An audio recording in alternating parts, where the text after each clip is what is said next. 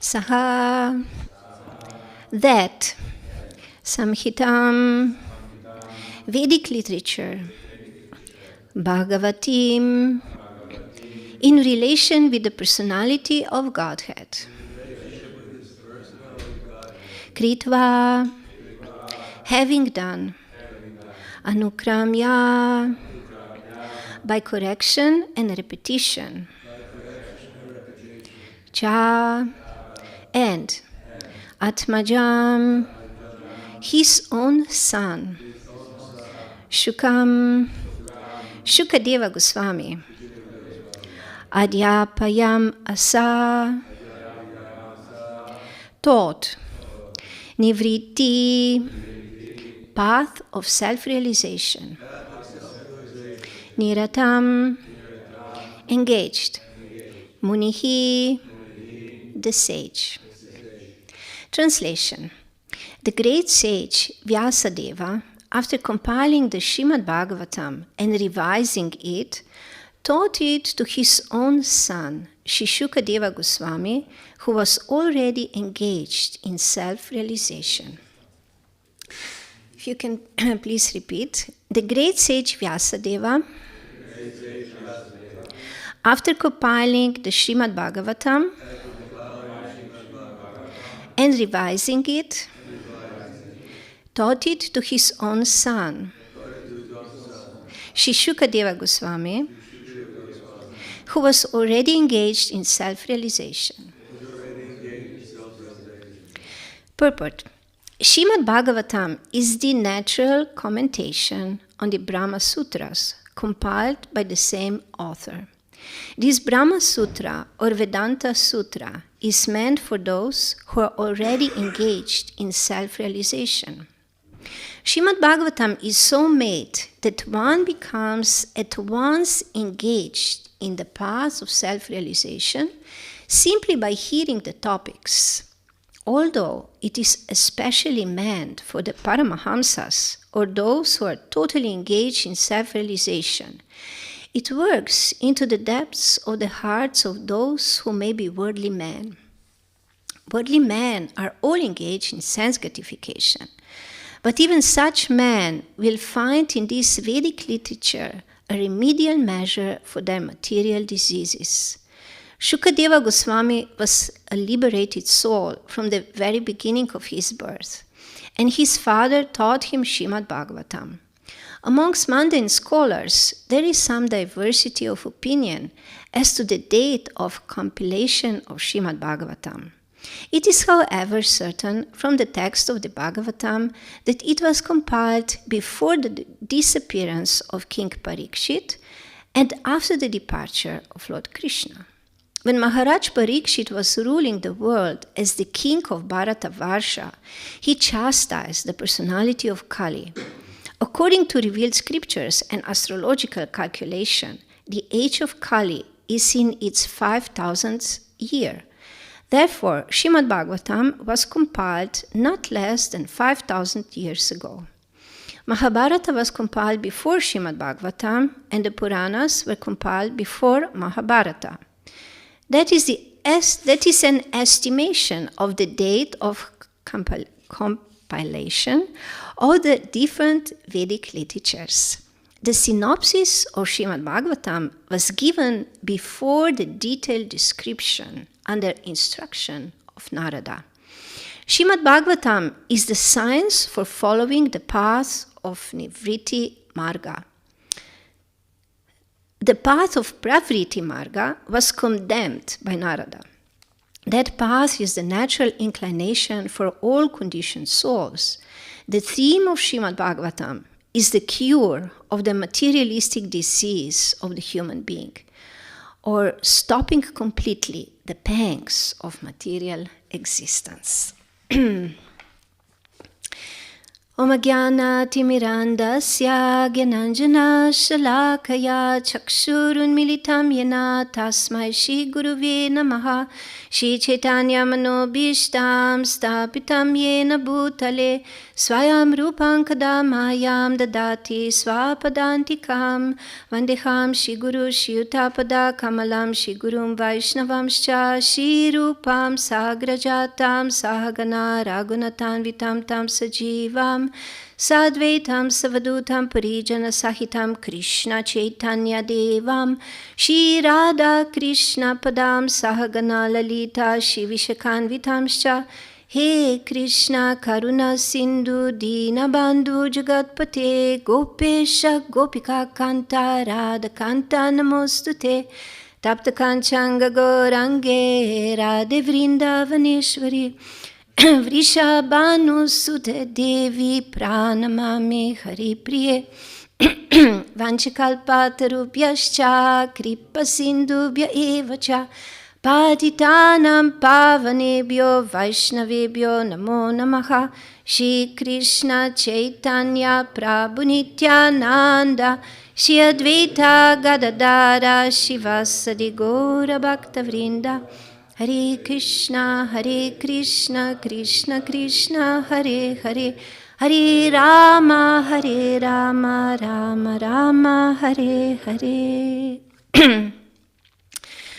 The devotees, I'm very grateful for this opportunity to say something on this beautiful verse in Srimad Bhagavatam. And I also beg for blessings from Maharaj and also all other devotees so that I may be able to say something that is relevant to us and that is also inspiring and encouraging us in our devotional service. So this verse just comes after the 4 verses which are actually, as Srila Prabhupada is saying here in the purport, the synopsis of Srimad Bhagavatam. Or we could say the very essence of Srimad Bhagavatam was given in these 4 verses before this verse. And this is why I cannot help but also say something about that. But first I would like to start with the Srila Shukadeva Goswami.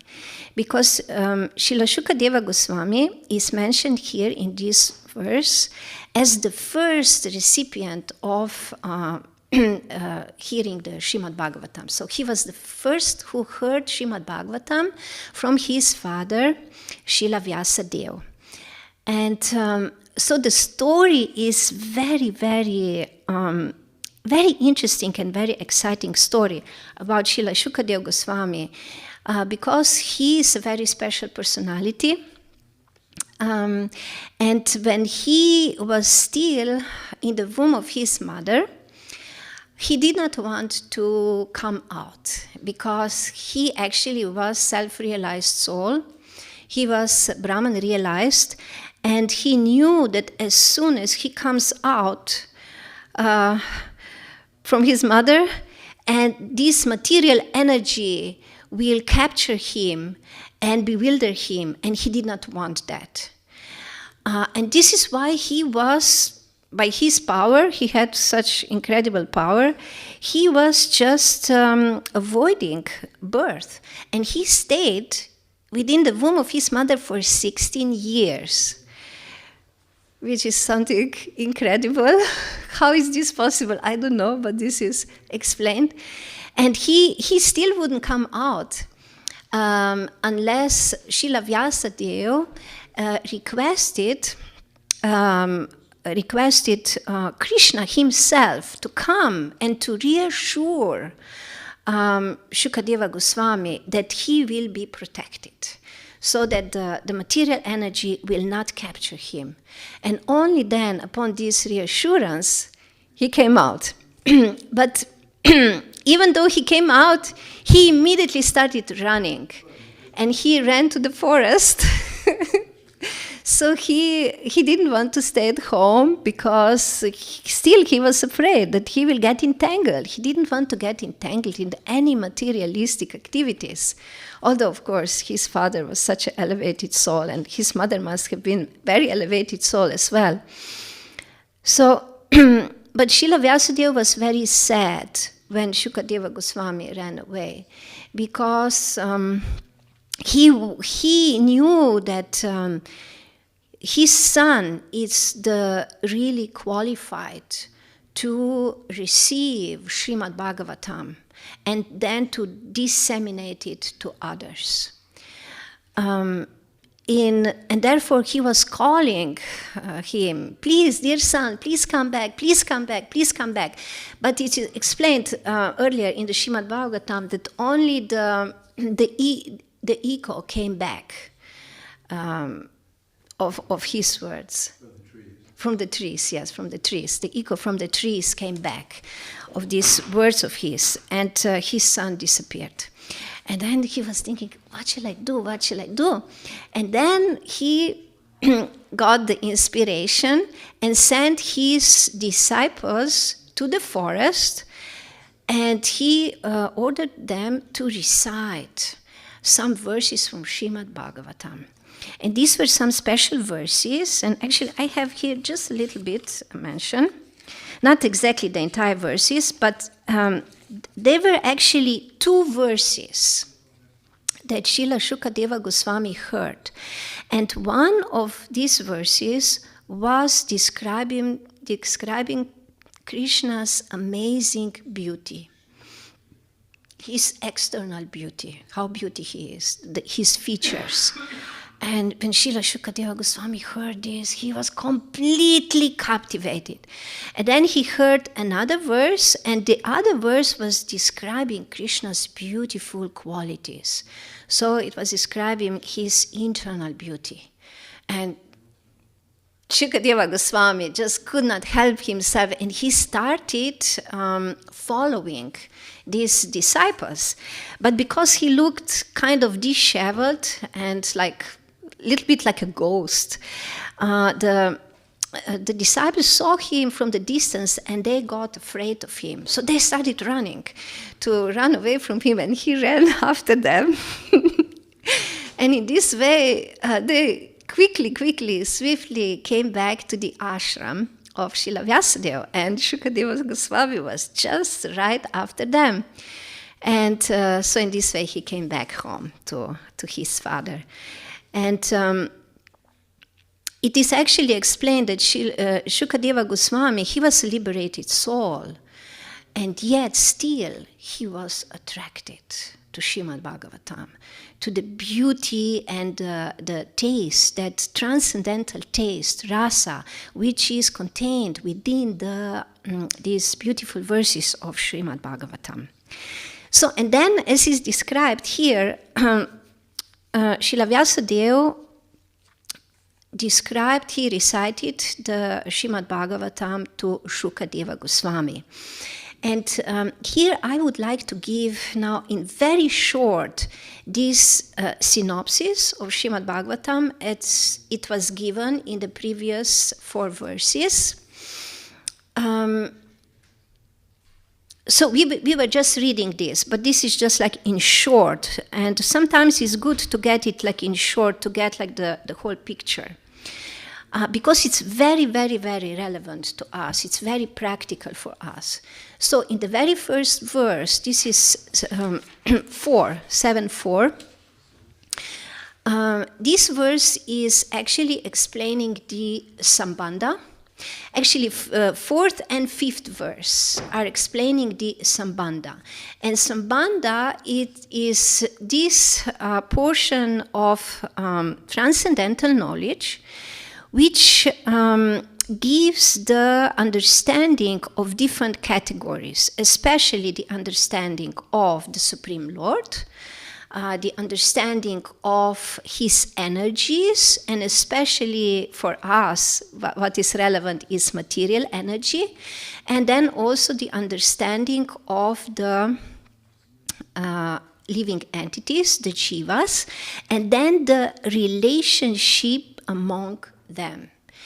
If we understand this sambandha, if we really understand these separate categories, these tattvas, and we understand the relationships among them, then we will know exactly what to do. We will not be bewildered the least, and we will be very determined to act in a proper way. And we will understand what is the proper way. So then the proper way of acting, even in this world, is explained in Abhideya. And Abhideya is the verse 6. The verse 6. And Prayojana refers to the goal of life. And this is explained in the text number 7. So now I will go a little more into this description. So one thing is very, very interesting, that how actually it came to this, how this all happened. In the previous chapters, we were reading how Srila Vyasadeva, he compiled the entire Vedic literature, all the Vedas. But at the end, he was feeling so unsatisfied, and actually despondent within his heart. And he understood that something is really wrong. And he kind of had an idea what was wrong. And then his guru, Narada Muni, came, and Narada Muni pointed out his mistake. And he pointed out that, you see, people in this world are already very materialistic, and they are engaged in material activities. But you, with all your descriptions, all the compilation of these Vedas, you, at the end, you actually just encourage them in the material activities. And this is very bad. And this is why you feel so unsatisfied and despondent. You actually you did not point out pure devotional service, which is the most important for the living entities. You did not point this out. And so you must do now something about it. And so this was the reason why Srila Vyasadeva then went into deep meditation. And so this is how this first verse begins, the number 4. He went into the samadhi.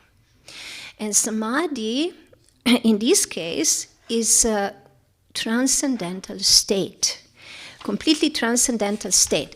And it is actually explained that, let me just see the number 4, Bhakti Yogena Manasi. So he connected his mind completely with the Supreme Personality of Godhead in pure Krishna consciousness. And so in samadhi, and in this completely pure state, he got the revelation of the Supreme Lord. He could see the Supreme Lord, the Supreme Absolute Truth. And it is actually explained that he saw Purusham Purnam. Purusham, you see the word Purusham refers to the Supreme Lord, but here it is Purnam, which means that he did not only see the Supreme Lord himself, but he saw him together with his energies. So he saw the Supreme Lord, he saw his internal energy, he saw the living entities, and he also saw the external energy. And what is very interesting here is that the external energy is mentioned separately. It's separately mentioned. He says that he saw the Lord with his energy along with his external energy.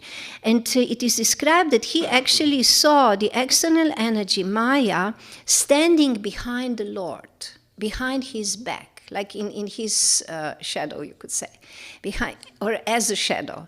She was standing behind, as if ashamed, because she understood that her task is very thankless, that she actually is keeping all the living entities completely bewildered and actually torturing them, making them feel endless troubles and suffering.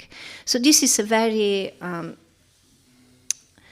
thankless task, and she knew that she is not the most favorite of the Lord. Actually, the Lord, he never even has close contact with her. So she was standing behind. And this was also, when Srila Vyasadeva saw this, he actually, in the state of samadhi, he got complete revelation and realization of what does this mean. And this is actually explained. I was listening to one class by Srila Bhaktivedanta Goswami. He was explaining that Srimad Bhagavatam in its entirety is supposed to be seen in that state of samadhi. Of course, we are not on this level. But Srila Vyasadeva was on that state, so he could see everything, and he could completely realized everything. Everything was completely clear to him. And then after he saw this, he decided to write Srimad Bhagavatam. Why? Because he understood that this material energy is completely under the control of the Lord. She is subordinate to him. She cannot influence the Lord, but she can influence the living entities. All these conditioned living entities were under her grip, were completely bewildered by her. And so in the next verse, this is verse number 5, it's described still Sambandha, more this relationship between the living entities and the material energy. And it is actually explained that the living entity is transcendental. We are all spiritual beings. We actually have nothing to do with these material troubles, material problems, material suffering. This is really not something that we should be bothered about. But we do. We do very much. Why? Because of the influence of this material energy. Material energy is influencing us, and because she influences us, we get completely bewildered. We start identify with our material bodies, and this is why we have to suffer. And we suffer perpetual miseries.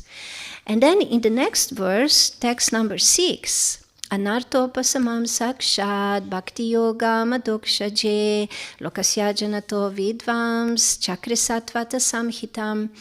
This is extremely important of these verses. Here is Abhideya. So if we understand that the only real source of all our troubles, all our problems, is just that material energy is acting upon us. But of course, she's acting upon us because we have turned away from the Lord. Otherwise, she wouldn't. So if we understand that, then we will understand what Srila Vyasadeva is telling us in this verse. Bhakti yogam adokshaje. All these problems, all these troubles, all the suffering that we are experiencing in this world is caused by this. Our consciousness being turned away from the Lord and being absorbed in matter. And then we are completely bewildered. So if we just turn our consciousness back to the Lord, really absorb our consciousness fully in the Lord, all the problems are solved. All the problems are solved. And also all our suffering will go away. And this is Bhakti Yoga. This is the process of Bhakti Yoga. We know that the essence of Bhakti Yoga is complete absorption in thoughts of the Lord. And then the last verse, it's amazing. I mean, all these verses are amazing, but this, the last verse, is so amazing. Here Srila Vyasadeva is given the result, what happens when we do this, when we really engage in the bhakti yoga process. And here what is especially stressed is hearing Srimad Bhagavatam, especially hearing Srimad Bhagavatam. When we really dedicate ourselves to hearing Srimad Bhagavatam regularly, repeatedly, then what happens? That love for the Lord, which is already in our heart, just is manifested. And all these negative feelings that constantly bother us, Shishi Panchatattva ki jai, Shishi Gornitai ki jai, also extinguished. And so here we have lamentation, illusion, and fearfulness. So lamentation refers to the past. So everything that we have already experienced and all the failures that we have been through in our life and everything that we did not achieve and everything that we have lost already. So this is our lamentation. We are constantly full of this. Then illusion pertains to the present tense. We are bewildered and we consider material achievements to be the goal of life. And that's why our material desires are prominent in our lives. So we are endeavoring to fulfill them. And then the third one, fearfulness. Fearfulness especially refers to the future, because we are constantly afraid of what will happen next. What will happen next? Yesterday this happened, and the world, it's on the brink of the World War III. What will happen? What will happen with me? So when we really hear Srimad Bhagavatam with rapt attention, then all this bewilderment is extinguished. There is no more lamentation, the material desires go away, and there is no more fear. A devotee feels completely fearless. Just being fully confident that Krishna will protect him at every step. So now I just gave this little synopsis here. And one thing that I wanted to point out is how this is relevant for us, because we are all practicing Vaidhi Bhakti, and we know, at least to a certain extent, we know this Sambandha, Abhideya, and Prayojana. We understand this. But one thing is, if we truly understand it in depth, then we will not make any other thing as a priority. Because even in our devotional life, when we are faced with different obstacles and different problems in our life, what do? Where do we take shelter? For example, what? In chocolate. Yes, it often happens. Although chocolate, yes, it's a very controversial topic. I won't talk more about this. Yes, sometimes in chocolate. Where else do we take shelter? Own intelligence. In our own intelligence, yes. And our solution in own way. Yes, our own intelligence tells us, okay, so this is now a very big trouble. And this means that now you have to go out and you have to work very hard. Have to work very hard, and you will be able to solve this problem. Or there are some other remedial measures that even as practicing devotees we are very much inclined to take. For example, astrology. Astrology is very wonderful science, and it is a true science and also very helpful. But many times it can happen to us then when we have maybe some difficult time in our lives, some difficult period, some great tests come or some big losses come in our life, then we go to the astrologer, pay our obeisances to the astrologer. Oh, dear astrologer, I have such big problems. Please help me. Please tell me what is in my stars. What do I need to do so that I will be better? And then astrologer gives us all the, yes, you are in sadhasati right now. It's a very bad time. Very, very bad time. You really have to be very helpful. You have to please Shani, how is it called Shani? Shani, Saturn. You have to please him. So, and when he will be pleased with you, then it will be a little better. Life will get a little better.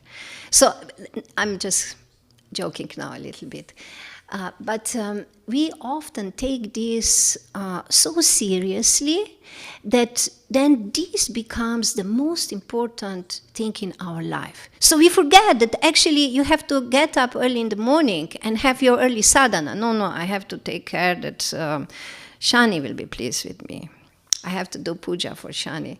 And I don't know what else. On Saturdays I have to do some really severe austerities because Saturday is the day of Shani and this will please him. For example, this. Or also some other things. Some people also take more shelter of karma. Or they take more shelter of jnana. And it can be in a little subtle ways. We are still devotees, we are still practicing, I'm still chanting, I'm still doing things. And yet, I have changed my priorities. I have put a priority as a priority something else. Like, for example, one thing also, I have some friends who like to practice yoga. And yoga, it's wonderful. Again, it's a science. And if you do properly yoga asanas, it is also very beneficial for your physical health. So many times devotees also do this for physical health, and it's good. But I know of my friends, some of my friends, they insist that you have to do your asanas in the very early morning, like around Brahma Muhurta time. This is the most auspicious time for doing the asanas. So this is then the problem, because then again we put our main activity on the second place.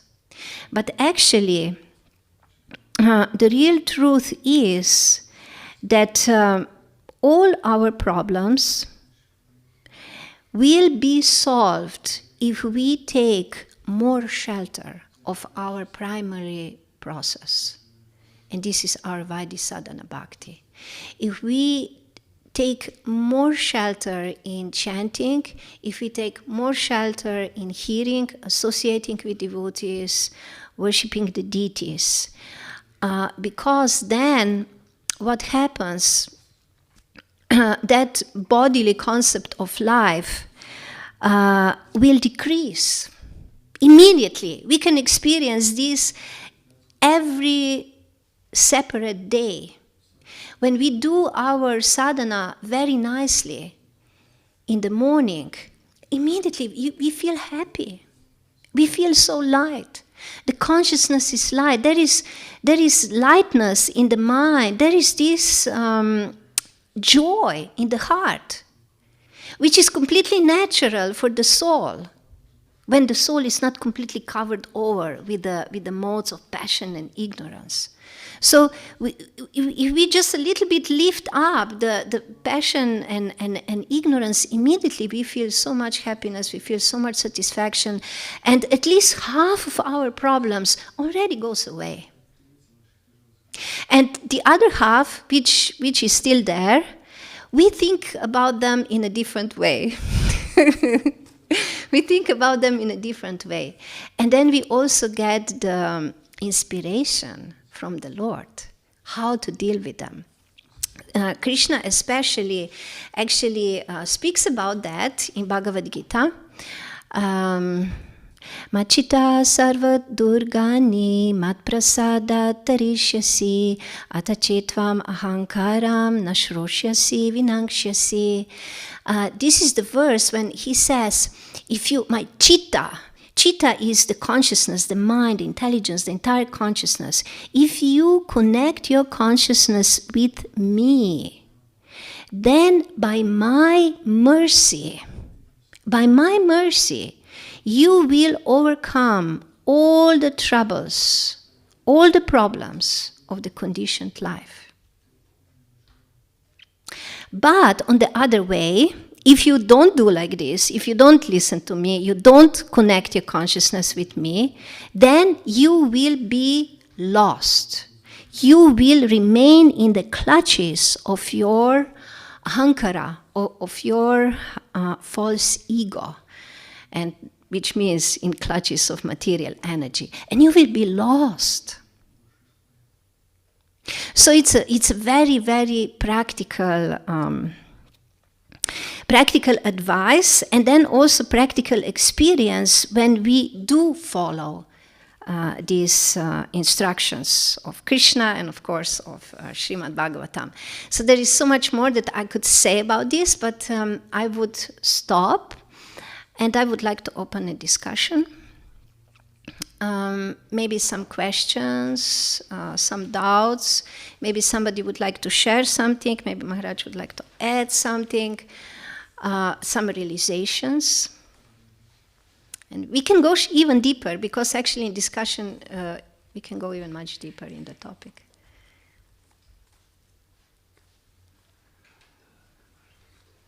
Yes, Maharaj.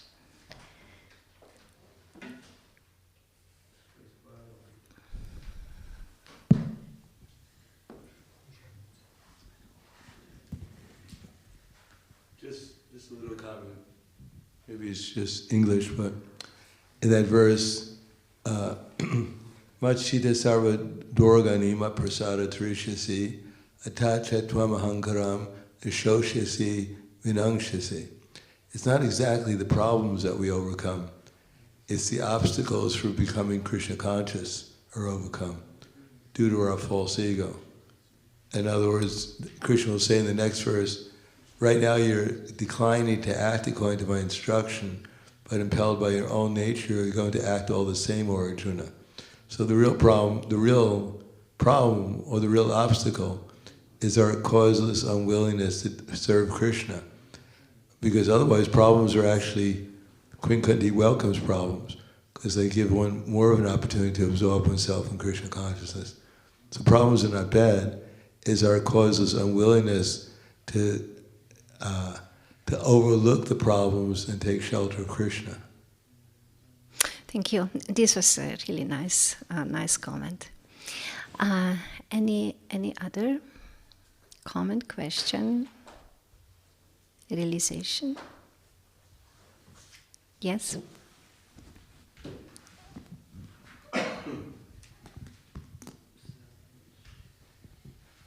Yeah, thank you. A lot to say.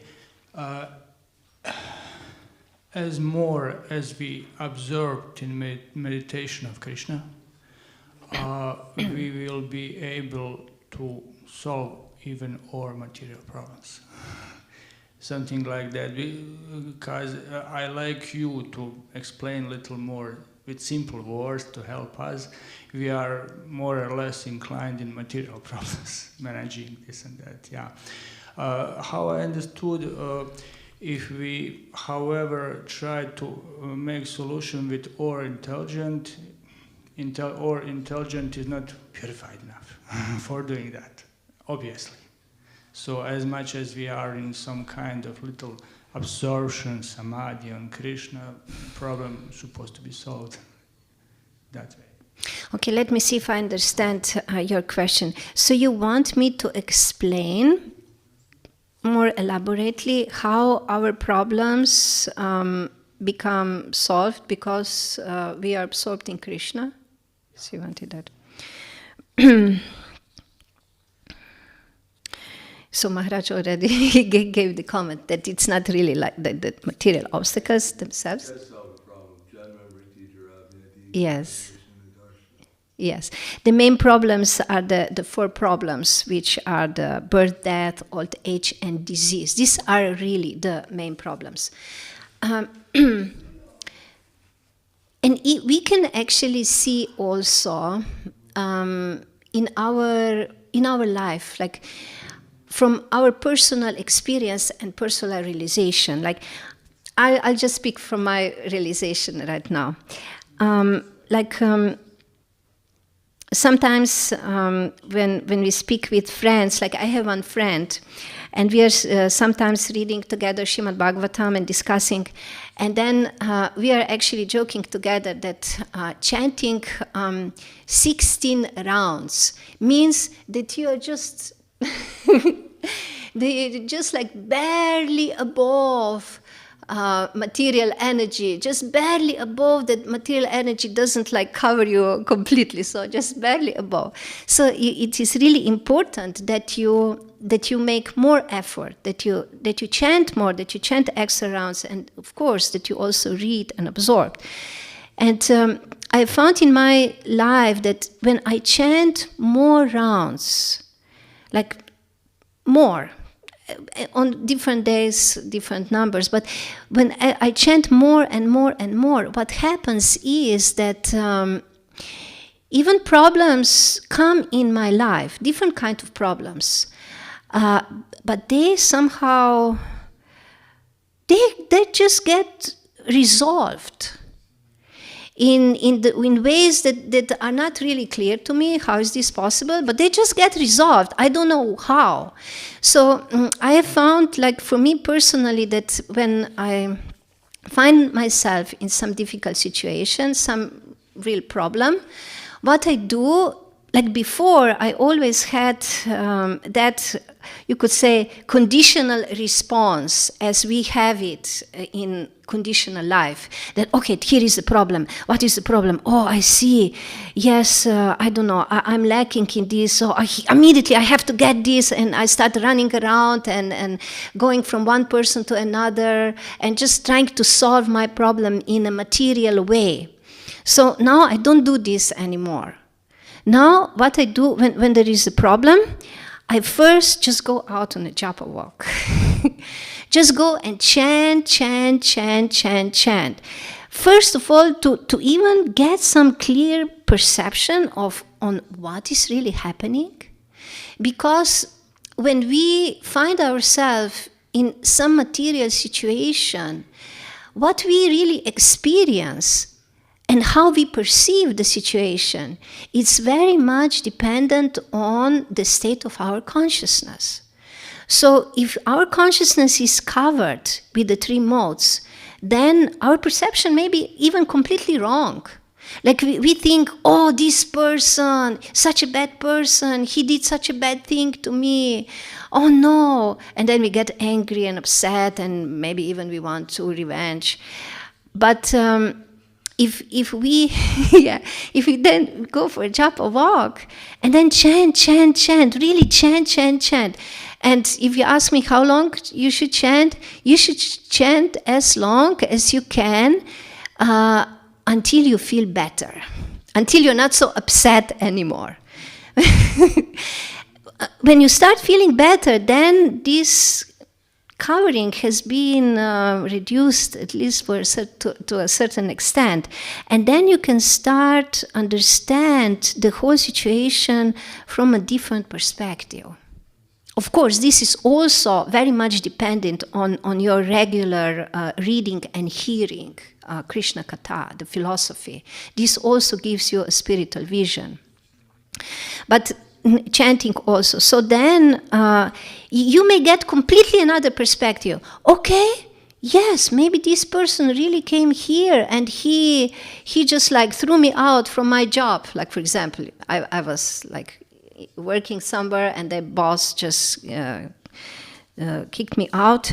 But like like one of my friends, she was just telling me, she was from another country, and she was working, she's a nurse, she was working for one hospital, and she was getting such a low salary, she could barely come through.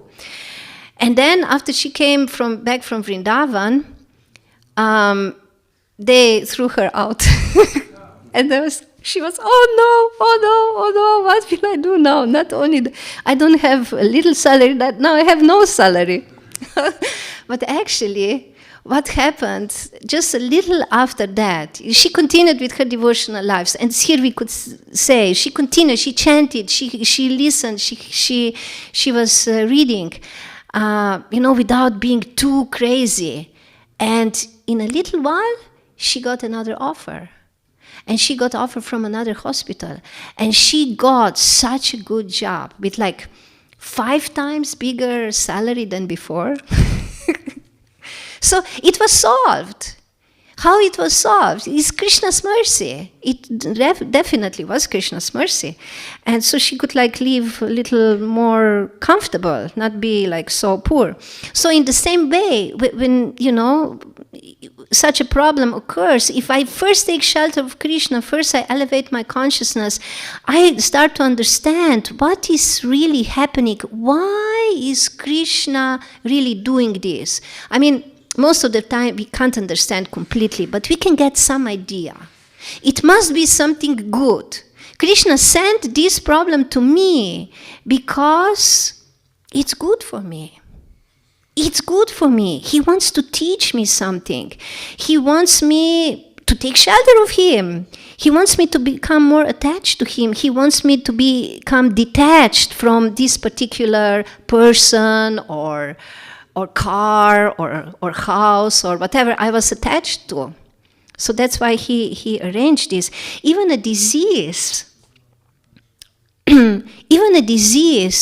it's not always bad for a devotee. There is one book that two Prabhupada's disciples, 2 ladies, wrote. I forgot the title. These are two very, very serious devotees, Pranada Devidasi and Archana Siddhi Devidasi. And they both have very, very chronical diseases, like for decades. And so they wrote together a book through which they revealed their realizations, how these diseases that they have experienced actually had them to come closer to Krishna, to become Krishna conscious. So this is then the perspective that comes. So in this way, Krishna helps us, when we take shelter of him, to either, really change the material situation, from problematic to something good, or to understand that this problem, it's actually not a problem, it's actually benefiting me. And actually I should go along with it. I should not be upset and angry with Krishna. Oh, Krishna, why did you do this to me? Why did you do this? But understanding it is for my benefit. Krishna would never allow this if it was not really good for me. So, I don't know. Is this some explanation? A little bit. Okay. Okay, so we'll stop here. That we don't go too far. Thank you very much for your attention and nice discussion. Grantaraj, Srimad Bhagavatam ki jai, Srila Prabhupada ki jai.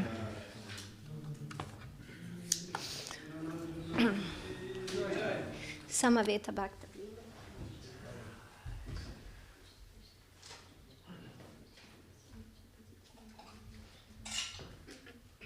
Devet kassa. Devet broj. Slijedi. Spio je 8, sad 9. Samo s jedan vers. 9 i sad, ja. 9.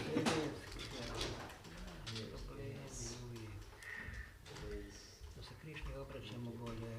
Što se više Krišni obraća, više problema. Više se obraćaš Krišni, više imaš problema. Više problema, onda još da je problema. Da, nekada je tako, da. Točno tako. Samo probleme. Jedan se kao riješi, ako naša malo olakšanja, on odmah Drugi problem. Okay. Junac.